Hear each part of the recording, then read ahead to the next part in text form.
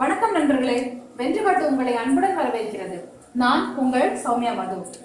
TNPSC உள்ளிட்ட போட்டித் தேர்வுகள்ல எளிதா வெற்றி பெற வைக்கிற முக்கிய காரணி தான் கணக்கு. அதனால கணக்குல அதிகமா கவனம் செலுத்துங்க, படிச்சத மறக்காம மனசுல நிறுத்துங்க. சரியா? இன்னைக்கு நம்ம 2019 டிஎன்பிஎஸ்சி குரூப் 4 தேர்வுல கேட்கப்பட்ட வினா ஒன்றுக்கு தான் சுலபமா எப்படி விடையளிக்கிறதுன்னு பார்க்க போறோம். சரியா? கேள்விக்குள்ள போலாமா?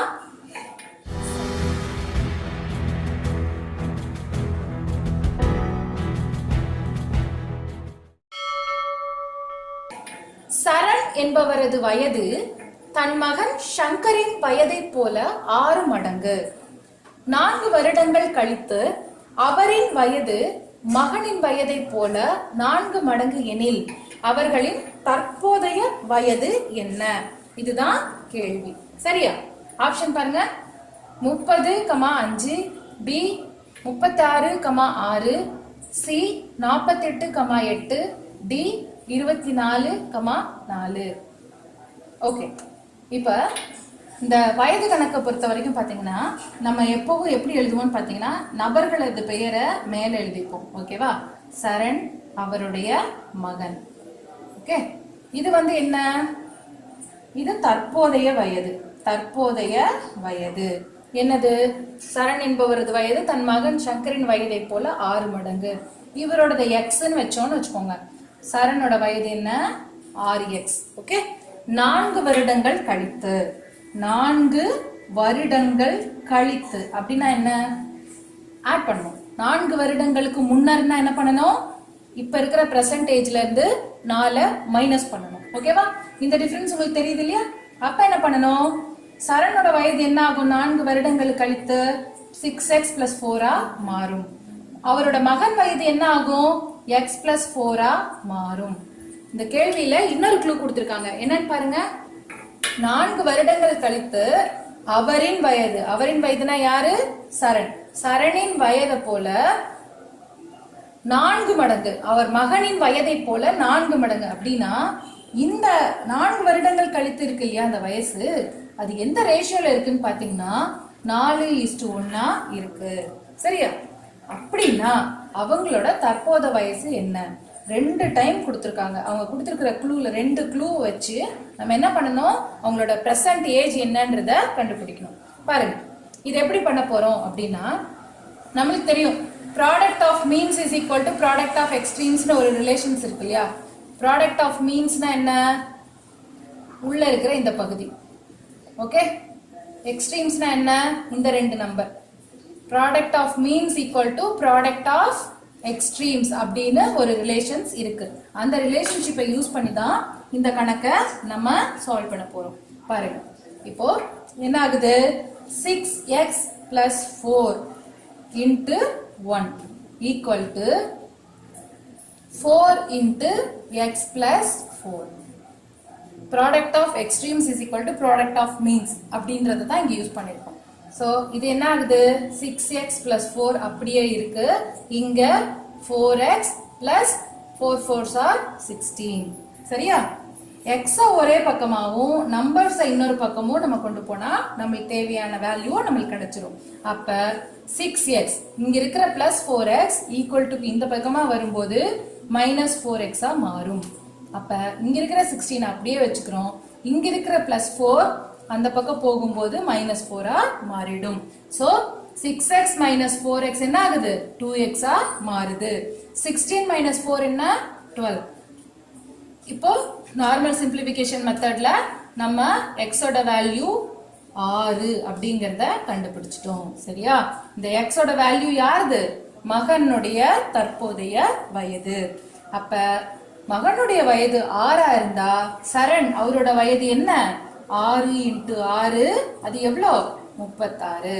அப்ப அப்பாவோட வயசு 36, மகனோட வயசு 6. பாருங்க, அவர்களின் தற்போதைய வயது என்ன அப்படின்னு கேட்டிருக்காங்க. இந்த ஆப்ஷனை பொறுத்த வரைக்கும் நமக்கு எந்த ஒரு கன்ஃபியூஷனும் இல்ல, ட்விஸ்டும் இல்ல, ஸ்ட்ரெயிட்டா இருக்கு. அதனால பி ஆப்ஷன் 36,6ன்னு போட்டுடலாம். சில சமயம் என்ன பண்ணுவாங்கன்னு கேட்டீங்கன்னா சரண் இந்த மாதிரி எல்லாம் கொடுத்துட்டு அவர்களின் தற்போதைய வயதுன்னு கேட்காம அவருடைய மகன் மற்றும் மகன் மற்றும் சரணின் வயது என்ன அப்படின்னு கேட்டாங்கன்னா 6,36 அப்படின்றது ஒருவேளை ஆப்ஷன்ல இருந்ததுன்னா நீங்க அதை தான் டிக் பண்ணும். சரியா? ஸோ எந்த ஆர்டர்ல ரேஷியோவை பொறுத்த வரைக்கும் எந்த ஆர்டர்ல கொடுத்துருக்காங்களோ அதே ஆர்டர்ல தான் நம்ம விடையளிக்கணும். ஓகேவா? இப்ப நமக்கு கிடைச்ச விடை என்ன? கடைசியா நம்மளுக்கு கிடைச்ச விடை சரணுடைய வயது 36, மகனுடைய வயது 6. புரிஞ்சிருச்சு இல்லையா? இப்ப நம்ம என்ன ஒரு தடவை ரிவைஸ் பண்ணிடலாமா? சரண் என்பவருடைய சரணும் அவரோட மகனும் அவரோட வயசு தற்போதைய வயசு கொடுத்துருக்காங்க. 4 வருடங்கள் கழித்து அவரோட வயசு என்னங்கிறதையும் கொடுத்துருக்காங்க. அந்த 4 வருடங்கள் கழித்து இருக்கிற அவங்களோட வயசு பாத்தீங்கன்னா அப்பாவோட வயசு மகனை போல 4 மடங்குன்னு சொல்லியிருக்கிறாங்க. அதை வச்சு நம்ம இந்த ஃபார்முலால சப்ஸ்டியூட் பண்ணி ஆன்சரை கண்டுபிடிச்சிருக்கோம். ஓகேவா? உங்க எல்லாருக்கும் புரிஞ்சுதா? ஒருவேளை புரியலன்னா வீடியோ முதல்ல இருந்து பாருங்க. 3 into a minus 1, 2 into a minus 1 the whole square minus a squared minus 1 இன் மீச்சிறு பொது மடங்கு காண்க. Option a plus 1 the whole square into a plus 1, b a minus 1 the whole square into a plus 1, c 6 into a minus 1 into a plus 1 the whole square, d 6 into a minus 1 the whole square into a plus 1. So இதான் கேள்வி.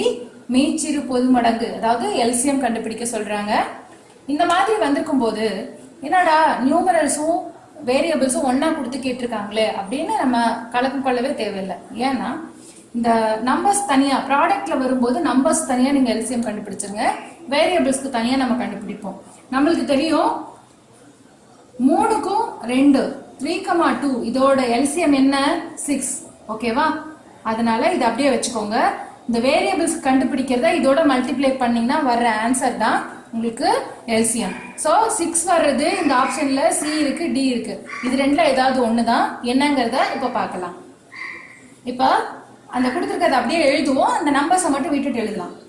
a minus 1, a minus 1 the whole square, a squared minus 1. இதை எப்படி எழுதுவோம் அப்படின்னா a minus 1 அப்படியே இருக்கும். சரியா?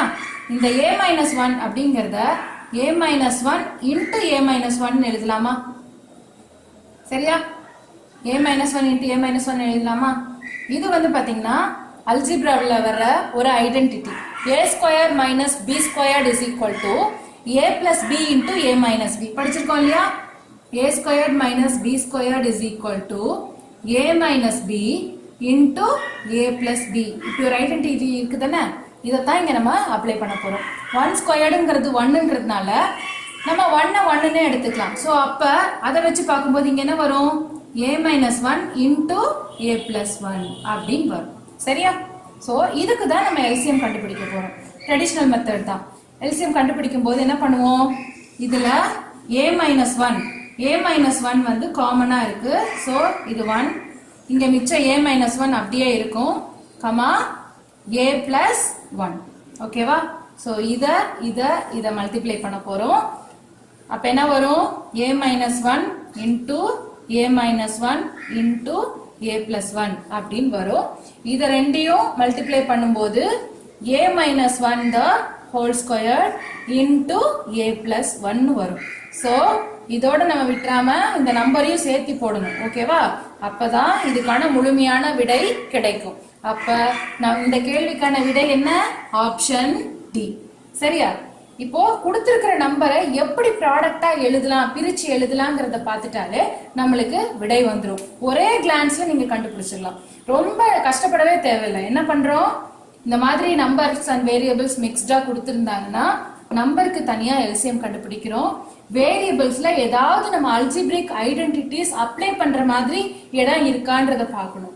இதை நீங்க பிரிக்கலன்னா உங்களால இந்த விடையை கொண்டு வர முடியாது.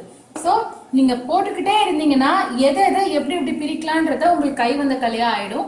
அதுக்கப்புறம் எந்த கஷ்டமும் இல்லை, ஈஸியா வந்துடும். ஸோ இந்த கேள்வியை பொறுத்த வரைக்கும் இப்படி நம்ம என்ன பண்ணிருக்கோம்? இது ஹோல் ஸ்கொயர்டை ரெண்டு முறை பிரிச்சு எழுதியிருக்கோம். இந்த இடத்துல மட்டும் இந்த ஐடென்டிட்டியை யூஸ் பண்ணிருக்கோம். a ஸ்கொயர் மைனஸ் பி ஸ்கொயர்ன்ற ஐடென்டிட்டி யூஸ் பண்ணி பிரிச்சு எழுதிருக்கோம்.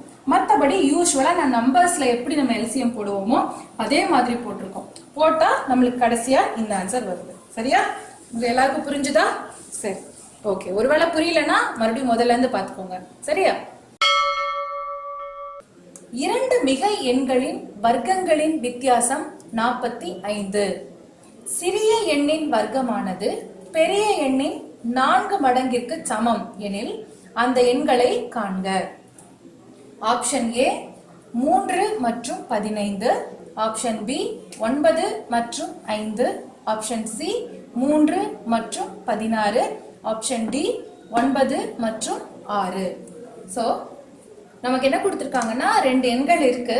அந்த 2 எண்களை வந்து வர்க்கம், அதாவது ஸ்கொயர் பண்ணா அதனுடைய வித்தியாசம், ரெண்டுக்குமான வித்தியாசம் 45 அப்படின்னும், அதுல இருக்கிற சின்ன எண்ணோட வர்க்கம் இருக்கு இல்லையா, அது எதுக்கு சமம்னு பாத்தீங்கன்னா பெரிய எண்ணோட 4 மடங்கிற்கு சமம்னு சொல்லியிருக்காங்க. ஸோ இந்த 2 கண்டிஷன் தான். இப்போ நம்ம எக்ஸ் ஒய்னு 2 நம்பர் வச்சுக்கிறோம்னு வச்சுக்கோங்களேன். எக்ஸ் தான் சின்ன நம்பர்னா இந்த சிறிய எண்ணின் வர்க்கமானது எக்ஸ் ஸ்கொயர்டு எதுக்கு ஈக்குவலா இருக்குமா? 4 into y, y-னுடைய 4 மடங்கிற்கு சமமா இருக்குமா? இது ஒரு கண்டிஷன். அதுக்கப்புறம் இதுதான் ஆக்சுவலா ரெண்டாவது கண்டிஷன். முதல் கண்டிஷன் என்னன்னு பாத்தீங்கன்னா, 2 மிகை எண்களின் வர்க்கங்களின் வித்தியாசம். பெரிய எண் என்னது? y இல்லையா? y squared minus x squared is equal to 45. இந்த 2 கண்டிஷன் தான் இந்த கேள்வியில இருக்கு. சரியா? இப்போ இதை நம்ம ஸ்ட்ரெயிட்டா சால்வ் பண்ணா நம்மளுக்கு டைம் ஜாஸ்தி ஆகும். அந்த மாதிரி சால்வ் பண்ணாம குறைவான நேரத்துல எப்படி கண்டுபிடிக்கிறது அப்படிங்கிறதுக்காக ஆப்ஷன்ஸ்ல இருந்து நம்ம விடையை கண்டுபிடிக்கலாம். சரியா? இங்க நம்ம அந்த மெத்தட் யூஸ் பண்ணி எப்படி ஈஸியா கண்டுபிடிக்கிறோம் அப்படின்றத பாருங்க. ஓகே, ஆப்ஷன் ஏ எடுத்துக்கலாம். இதுல எது சின்ன நம்பர்? 3 இல்லையா?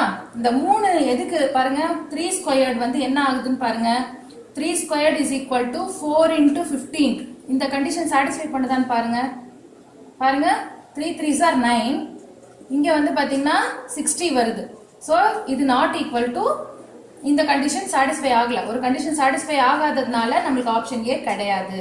ஆப்ஷன் பி பாருங்க, இதுல சிறிய நம்பர் என்னது? 5 இல்லையா? அப்ப 5 ஸ்கொயர் ஈக்குவல் டு 4 into 9 அப்படின்னு செக் பண்ணுங்க.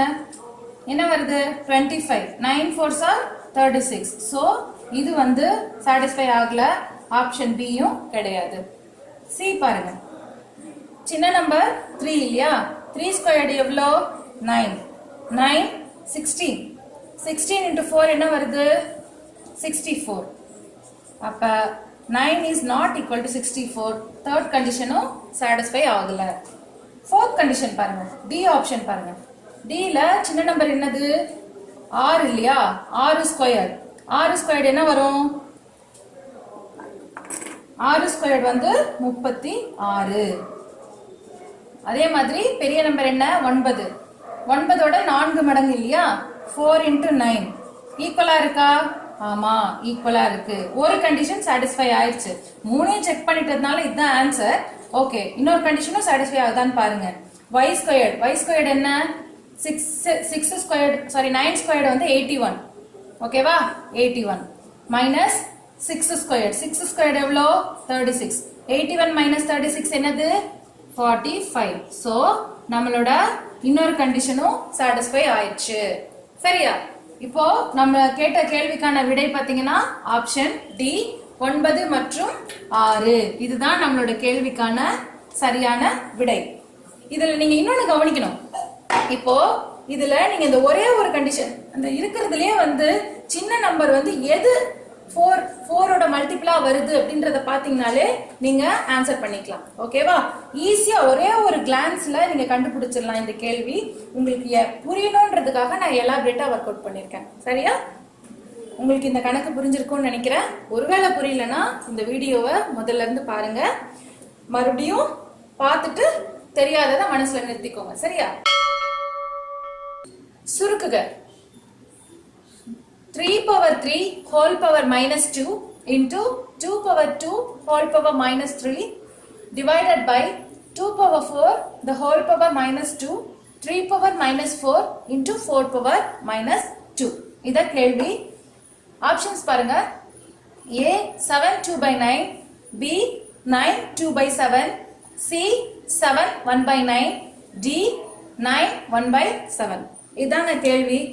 இப்போ இந்த கணக்கு பார்த்த உடனே பயந்துடக்கூடாது. என்னடா அது ஒரே நம்பர்ஸ்ல மைனஸ் எல்லாம் பவர்ல கொடுத்துருக்காங்க அப்படின்லாம் யோசிக்க வேண்டாம். ரொம்ப எளிமையா சால்வ் பண்ணிடலாம்.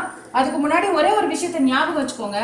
இப்போ ஏதாவது ஒரு நம்பர் எக்ஸ்ன்னு இருக்குன்னு வச்சுக்கோங்களேன், எக்ஸ் பவர் -2 அப்படின்னா அதுக்கு என்ன அர்த்தம்னு கேட்டிங்கன்னா 1/x² அர்த்தம். ஓகேவா? 1/x² டினாமினேட்டர் இந்த மாதிரி எழுதுறதுக்கு பதிலா மேல நியூமரேட்டர்ல அதாவது சிங்கிள் நம்பரா எழுதும் போது பவர்ல மைனஸை கொண்டு வந்துருவாங்க. அவ்வளவுதான், இதான் கான்செப்ட். ஓகேவா? சோ இதை ஞாபகம் வச்சுக்கோங்க. இந்த ஐடியாவை வச்சுதான் இதை நம்ம சால்வ் பண்ண போறோம். ஓகேவா? இப்போ கணக்குல கொடுத்துருக்கிறத அப்படியே எடுத்து எழுதுங்க. 3³ whole power -2 into 2² the whole power -3 divided by 2 power 4 the whole power -2 into 3 power -4 into 4 power -2. இப்போ என்ன பண்றோம்னு கேட்டிங்கன்னா சிம்பிளிஃபை பண்றதுக்காக 3³ என்னன்னு பார்க்குறோம். 3 3s are 9, 9 3s are 27. அதாவது 3³ னா என்ன? 3 into 3 into 3 இல்லையா? 3 into 3 into 3. ஸோ இதை நான் என்ன பண்றேன்? 27 எழுதுறேன். 27 power -2 into 2 squared என்ன? 2 2s are 4. 4 power -3. Okay? Whole divided by 2 power 4 என்ன? 2 2s are 4, 4 2s are 8, 8 2s are 16. 16 power -2 into 3 power -4 into 4 power -2. ஓகேவா? இப்போ நம்ம என்ன பண்ண போறோம்? இதெல்லாம் நான் உங்களுக்கு ஏற்கனவே சொன்ன மாதிரி மைனஸ்ல வர்றதுனால 1/somethingன்னு மாத்திக்க போறோம். ஓகேவா? சோ 27 whole power -2 எப்படி எழுதலாம்? 1/27² இல்லையா? அதே மாதிரி இதை எப்படி எழுதுவோம்? 1/4³ ஓகேவா? இங்க என்ன பண்ணுவோம்? 1/16² into 1/3 power 4 into 1/4². ஓகேவா? நெகட்டிவ்ல இருக்கிற பவர் எல்லாம் நம்ம பாசிட்டிவா கொண்டு வந்துட்டோம். இப்போ என்ன பண்ணணும்? நியூமரேட்டர்னுடைய டினாமினேட்டர் என்ன ஆகும்? நியூமரேட்டர்னுடைய டினாமினேட்டருக்கு வரும். டினாமினேட்டர்னுடைய டினாமினேட்டர் வந்து நியூமரேட்டரா ஆகும். ஓகேவா? பாருங்க இப்போ என்ன ஆகும் அப்படின்னு கேட்டீங்கன்னா இந்த 16² வந்து மேல வந்துடும். 16² into 3 power 4 into 4². இந்த மூணும் மேல் பகுதிக்கு வந்துரும். ஒரு பின்னத்தோட மேல் பகுதிக்கு வந்துரும். இது வந்து பின்னத்தோட கீழ் பகுதி டினாமினேட்டருக்கு வந்துரும். 27² into 4³. இங்க பாருங்க 4² இதுவும் அடிபட்டா மிச்சம் இங்க 4 இருக்கும். ஓகே, மிச்சத்தை நம்ம சிம்பிளிஃபை பண்ணுவோம். 16 into 16 into 3 3s are 9, 9 into 9 எழுதிக்கிறேன். ஓகேவா? ஏன்னா சிம்பிளிஃபை பண்றதுக்கு ஈஸியா இருக்கிறதுக்காக 27 into 27 into 4 அப்படி மிச்சம் இருக்கு. என்ன பண்ணுவாங்க தெரியுமா? நிறைய பேரு இங்க 4³ கியூப் மட்டும் தானே போயிருக்கு, இந்த 4 எடுத்து எழுத மறந்துடுவாங்க. ஸோ உங்களுக்கு ஆன்சர்ல டிஃபரன்ஸ் வரும். ஸோ நம்ம கணக்குல ஒரு ஸ்டெப்ல இருந்து அடுத்த ஸ்டெப் எடுத்துட்டு வரும்போது ஒன்னொன்னு சின்ன சின்ன சைன்ல இருந்து மிஸ் பண்ணாம கொண்டு வரணும். ஓகேவா? இங்க பாருங்க 16 இதுவும் 4 times. ஓகே, 9 வந்து இது 3 times, இதுவும் 3 times. ஸோ அப்ப என்ன ஆகுது? 16 into 4 64/9 இதானே? ஸோ இது வந்து இம்ப்ராப்பர் ஃபிராக்ஷன், அதாவது தகா பின்னம். ஓகேவா? தகா பின்னமா இருக்கு. இதை நம்ம என்ன பண்ண போறோம்? மிக்ஸ்டு நம்பர் கலப்பு பின்னமா மாத்த போறோம். ஓகே, அப்ப என்ன வரும்? 7 9s are 63, மீதி 1 7 7 1/9 வருது. ஓகே, புரிஞ்சுதா? 64/9 வரைக்கும் கொண்டு வந்துட்டோம். அதுக்கப்புறம் என்ன பண்ணோம்? இந்த கலப்பு பின்னமா மாத்துறதுக்காக நம்ம இதெல்லாம் டிவைட் பண்ணி மீதம் வர நம்பரை நியூமரேட்டர்ல எழுதுவோம், டினாமினேட்டர்ல அதே நம்பர் வரும். சரியா? அப்ப நம்மளுக்கு தேவையான இந்த சுருக்குக கணக்கின் விடை என்ன? 7 1/9. சோ ஆப்ஷன் சி தான் ஆன்சர். அதை எப்படி கொண்டு வந்தோம்னு பாத்தீங்க இல்லையா? இந்த கணக்கை ஒரு முறை ரிவிஷன் பண்ணிடலாமா? பார்க்கறதுக்கு டிஃபிகல்ட்டா தெரிஞ்சாலும் இந்த கணக்கு வந்து ரொம்ப சுலபமானது தான். சின்ன சின்ன டீடைல்ஸை மிஸ் பண்ணாம எழுதிட்டீங்கன்னா ஈஸியா சால்வ் பண்ணிடலாம். இதை நீங்க 2-3 முறை இதே மாதிரியான கணக்கை நீங்க சால்வ் பண்ணும்போது எப்படி கணக்கு எந்த கலவையில கொடுத்தாலும் உங்களால தப்பு இல்லாம போட முடியும். சரியா? பாருங்க, இப்போ 3 கியூப் நான் என்ன பண்ணேன், 3 கியூப்னுடைய வேல்யூ போட்டுட்டேன், ஹோல் பவர் மைனஸ் அப்படியே வச்சுக்கிட்டேன்.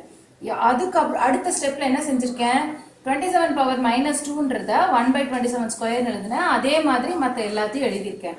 அப்புறம் இந்த ஃப்ராக்ஷன்ஸை சிம்பிளிஃபை பண்றதுக்கு பேசிக் கான்செப்ட் தான். நியூமரேட்டர்னுடைய டினாமினேட்டருக்கும் டினாமினேட்டர்னுடைய டினாமினேட்டர் வந்து நியூமரேட்டருக்கும் போயிடும். ஸோ நார்மல் சிம்பிளிஃபிகேஷன் மெத்தட்ல சால்வ் பண்ணியிருக்கேன். அவ்வளோதான். கடைசியா எனக்கு ஆன்சர் வந்து இம்ப்ராப்பர் ஃப்ராக்ஷன்ல வந்துச்சு, தகாபின்னமா வந்துச்சு. அதை மிக்ஸ்டு நம்பரா மாற்றும் போது நம்மளுக்கு ஆப்ஷன்ல கொடுத்துருக்கிறது படி போட்டுட்டோம். ஒருவேளை ஆப்ஷன்ல 64/9 கொடுத்துருந்தாங்கன்னா நீங்க இதோட நிறுத்திக்கலாம். இல்ல டெசிமல் இந்த மாதிரி 0.7 அந்த மாதிரி கொடுத்துருந்தாங்கன்னா நீங்க எப்படி கொடுத்துருக்காங்களோ அதுக்கு தகுந்த மாதிரி சுருக்கணும். சரியா? ஓகேவா? இந்த வீடியோ உங்களுக்கு புரிஞ்சிருக்கும்னு நினைக்கிறேன். இந்த கணக்கு உங்களுக்கு புரிஞ்சிருக்கும்னு நினைக்கிறேன். ஒருவேளை புரியலன்னா வீடியோல முதல்ல இருந்து பாருங்க. சரியா? ஒரு வகுப்பில் 12 மாணவர்களின் சராசரி உயரம் 152 சென்டிமீட்டர் என கணக்கிடப்பட்டது. சரி பார்க்கும் போது 172 சென்டிமீட்டர் என்பதை 148 சென்டிமீட்டர் என தவறாக எடுத்துக்கொள்ளப்பட்டதாக தெரிய வந்தது. எனில் சரியான சராசரி உயரம் எது? இதான் கேள்வி. Option A 150 centimetre, option B 156 centimetre, option C 158 centimetre, option D 154 centimetre. அதாவது ஒரு வகுப்பு இருக்குதுங்க. அந்த வகுப்புல 12 மாணவர்கள் இருக்காங்க. அவங்களோட உயரத்தை தனித்தனியா எடுத்து அதுக்கு சராசரி கண்டுபிடிச்சிருக்காங்க. அப்படி பார்க்கும்போது அந்த சராசரி உயரம் வந்து 152 சென்டிமீட்டர்ங்கிறது கிடைச்சிருக்கு. ஆனா அந்த 12 மாணவர்கள்ல ஒருத்தரோட உயரம் மட்டும் தவறா கணக்கிடப்பட்டிருக்கு. 172 இருக்க வேண்டிய அந்த உயரம் 148 அப்படின்னு தவறுதலா எடுத்திருக்காங்க. அப்ப தவறுதலா எடுத்துக்கப்பட்டதுனாலதான் இந்த சராசரி நம்மளுக்கு கிடைச்சிருக்கு. சோ அப்படி இருக்கும்போது சரியான சராசரி உயரம் எது அப்படின்னு கண்டுபிடிக்க சொல்றாங்க. அப்ப நம்ம என்ன பண்ணணும், அந்த 142ன்றத நீக்கிட்டு 172 சேர்த்து கண்டுபிடிக்க வேண்டியதுதான் புதிய சராசரி இல்லையா? இத நம்ம வழக்கமான முறையில தீர்வு செஞ்சோம்னா நமக்கு டைம் பத்தாது. தேர்வுல வந்து நம்மளுக்கு ஒரு வினாவுக்கு நம்ம 1 நிமிடத்துக்கும் குறைவான நேரத்தை தான் நம்ம ஒதுக்குனாதான் நம்மளால எல்லா கேள்விகளுக்கும் பதிலளிக்க முடியும் இல்லையா? அதனால நம்ம என்ன பண்ணலாம்னு கேட்டீங்கன்னா, ஒரு ஃபார்முலா இருக்கு. புதிய சராசரி இஸ் ஈக்குவல் டு பழைய சராசரி